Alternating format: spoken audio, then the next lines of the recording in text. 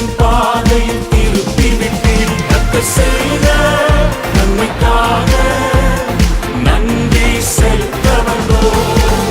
நம்மை மறவா அவர் கிருபை எண்ணிய துதிக்க வந்தோம்.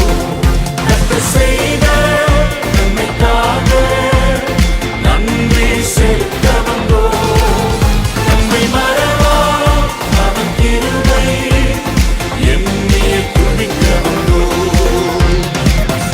எங்கு பார்த்தாலும் மரணத்தின் ஓலங்கள், எல்லாருடைய முகத்திலும் ஒரு பயம். ஆனால் எங்களுக்கோ கர்த்தர் அடைக்கலமாயிருந்து உம்முடைய கூடான மறைவில வைத்து தீங்கு கடந்து போக மட்டும் காப்பாற்றினீர்.